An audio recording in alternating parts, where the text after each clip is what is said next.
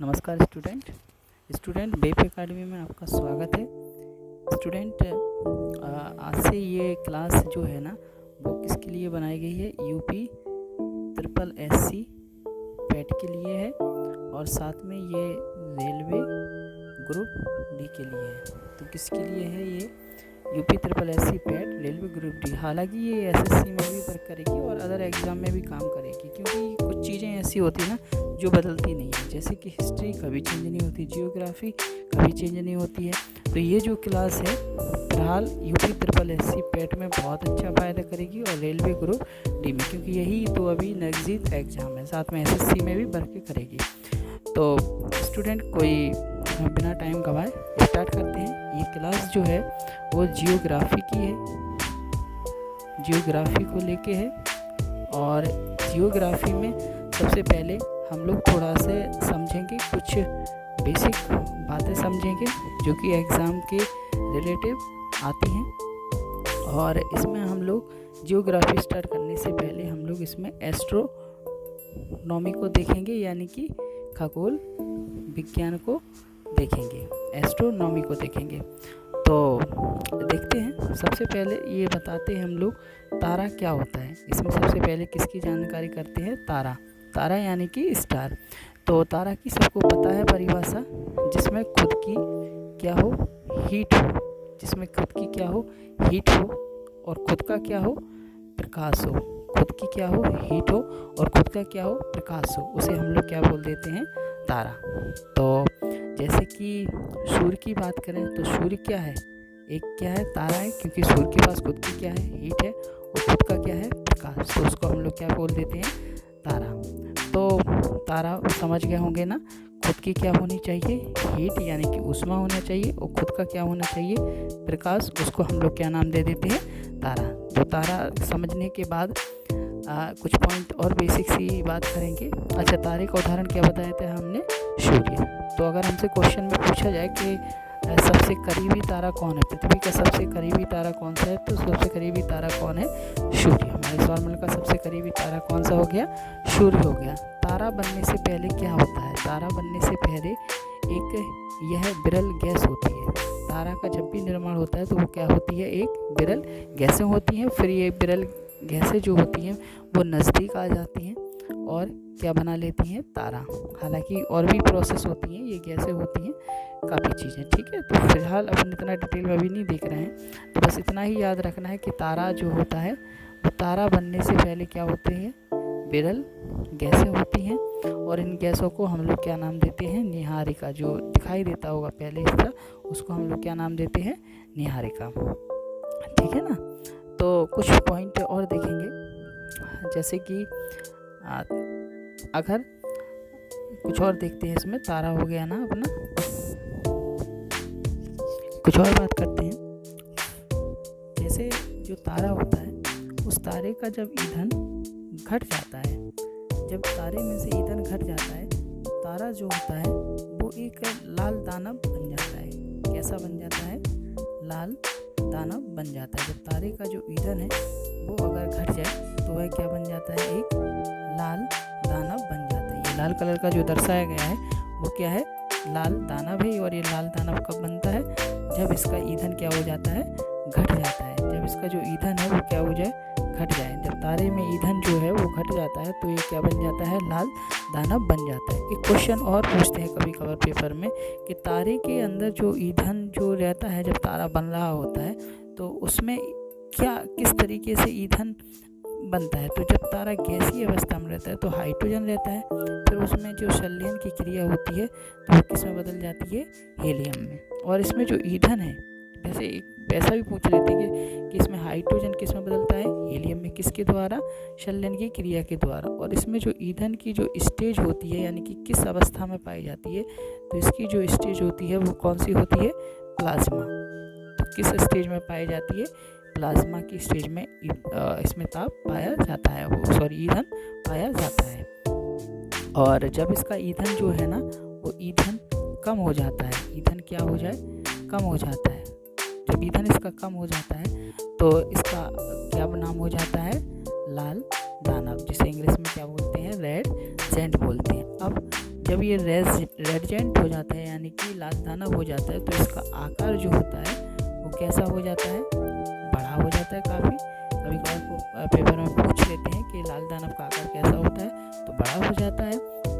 और अगर इसकी ईंधन की बात करें तो लाल दानव में जो ईंधन होता है वो क्या हो जाता है, घट जाता है। अगर हम लोग सूर्य की बात करें, किसकी बात करें, सूर्य की, तो सूर्य लगभग 5 अरब साल बाद, सूर्य लगभग 5 अरब साल बाद क्या बन जाएगा, ये रेडजेंट यानी कि लाल दानव बन जाएगा। सूर्य जो है ना वो अपना 5 अरब साल बाद क्या बन जाएगा, रेडजेंट बन जाएगा।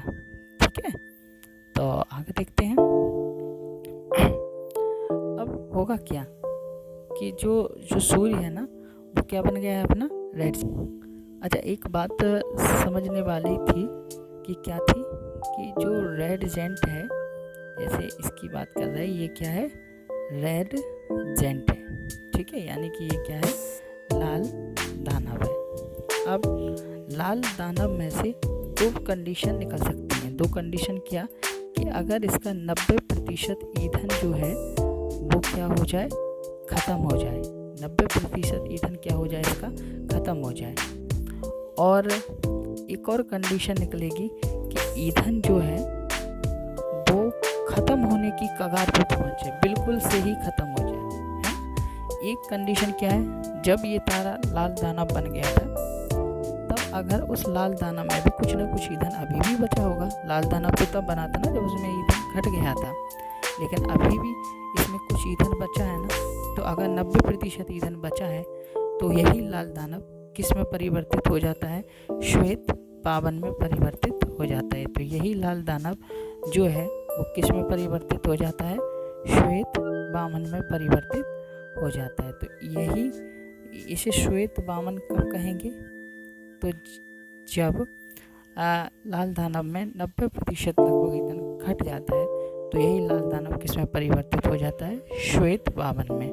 और एक और दर्शाते हैं हम लोग, ये दर्शा रहे कि अगर इसका ईंधन पूरा ही ख़त्म होने की कगार पर पहुंच जाए तो फिर क्या होता है, तो फिर यह अभिनव तारा बन जाता है। कौन सा तारा बन जाता है, अभिनव तारा। तो यह फिर क्या बन जाता है, अभिनव तारा। इसे ही हम लोग क्या बोलते हैं, सुपरनोवा के नाम से जानते हैं। तो सुपरनोवा या अभिनव तारा एक ही होता है। तो अभिनव तारा कब बनता है या सुपरनोवा कब बनता है, जब हमारे श्वेत बामन का ईंधन पूरी तरीके से खत्म होने वाला होता है, तब किसका निर्माण होता है, अभिनव तारा का। और जब 90% ईंधन खत्म हो जाता है तो किसका निर्माण होता है, श्वेत बामन का। कुछ क्वेश्चन और पूछते हैं कि जो अपना किसकी बात कर रहे हैं, श्वेत बामन की बात कर रहे हैं। तो जो श्वेत बामन है इसके अगर आकार की बात की जाए तो इसका जो आकार होता है वो सूर्य से 1.44 गुना कैसा होता है, छोटा। श्वेत बामन का जो आकार होता है वो सूर्य से कैसा होता है, 1.44 छोटा। और जबकि अभिनव तारा होता है, इसके अगर आकार की बात की जाए तो सूर्य से 1.44 गुना क्या होता है, बड़ा। किसका आकार की बात कर रहे हैं, ये कर रहे हैं हम लोग अभिनव तारा की।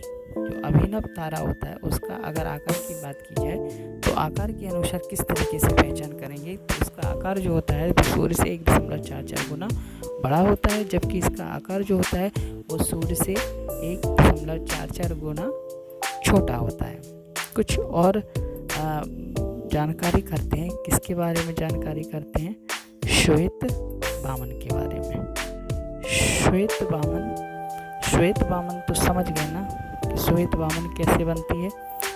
तो जब जो रेडजेंट था, लाल दानव था, उसका जब आकार लगभग 90% खत्म हो जाता है तो वही चीज़ क्या कहलाने लगती है, श्वेत बामन। और ऐसी स्थिति में इसका जो आकार होता है वो कितना हो जाता है, उसका आकार जो होता है वो सूर्य का 1.44 गुना छोटा हो जाता है। तो हम लोग कुछ पॉइंट और ध्यान रखते हैं कि जो श्वेत वामन होते हैं वो छोटे साइज के तारे होते हैं। छोटे साइज के जो तारे होते हैं वही क्या कहलाते हैं, अपने श्वेत वामन कहलाते हैं। और कितने छोटे, सूर्य से छोटे। इनका जो ईंधन होता है वो करीबन 90% ईंधन जो होता है वो क्या हो जाता है, ख़त्म हो जाता है। और अगर हम लोग जीवाश्म तारा के नाम से जिसे जानते हैं वो श्वेत वामन तारे को ही जानते हैं। तो जीवाश्म तारा हम लोग किसे कहते हैं, श्वेत वामन तारा को ही कहते हैं। इतनी बात समझ में आ गई। क्या क्या बात समझ में आई कि श्वेत वामन जो तारे होते हैं वो कैसे साइज के होते हैं, छोटे साइज के तारे होते हैं। और छोटे साइज की मतलब है सूर्य से छोटे, है ना। और इसमें जो ईंधन होता है वो लगभग 90% ईंधन क्या हो जाता है, ख़त्म हो जाता है। और इनको ही हम लोग क्या नाम देते हैं, जीवाश्म तारा। इन्हीं को हम लोग क्या नाम दे देते हैं, जीवाश्म तारा। तो जीवाश्म तारा भी हम लोग इन्हीं को बोलते हैं। अब एक बात और ध्यान रखनी है। सबसे पहले हम लोगों ने क्या देखा था, हम लोगों ने देखा था कि ये क्या था अपना रेड जेंट। रेड जेंट से जब इसका 90% ईंधन खत्म हो गया तो क्या बन के तैयार हो गया अपना श्वेत वामन। अब श्वेत वामन में जो ईंधन बचा था वो ईंधन भी अगर पूरी तरीके से ख़त्म हो जाए तो फिर ये क्या बन जाता है, काला वामन। ये प्रोसेस चलती है। क्या हुई, जब 90% ईंधन खत्म हुआ तो ये बन के तैयार हो गया। और इसमें से जब पूरा ईंधन खत्म हो गया तो ये क्या बन गया, काला वामन। तो ये क्या था, लाल दानव था, इसका ईंधन खत्म होगा तो ये क्या बन के तैयार होगा, श्वेत वामन। और जब इसका भी ईंधन खत्म हुआ तो ये क्या बन के तैयार होगा, काला वामन। ठीक है ना। इसके अलावा हम लोग एक और बात करेंगे थोड़ी सी। किसके बारे में बात करेंगे, अभिनव तारा के बारे में। अभिनव तारा के बारे में बात करेंगे तो इसका आकार जो होता है वो सूर्य से कैसा होता है, बड़ा होता है। सूर्य से बड़ा होता है इसका आकार। और इसी को हम लोग विस्फोटक तारा के नाम से भी जानते हैं। इसे हम लोग क्या नाम देते हैं, विस्फोटक तारा। तो विस्फोटक तारा क्या होता है, अभिनव तारा, सुपरनोवा, जिसको हम लोग जानते हैं। तो इसके आगे की अगले वीडियो में जानकारी होगी। कुछ और पॉइंट बचे हैं। इसका क्या होता है, विस्फोटक तारा होता है। जब इसमें विस्फोट होता है तो 4 साइज के कुछ प्राप्त होते हैं, उनके बारे में हम लोग डिटेल से पढ़ेंगे। थैंक यू देखने के लिए।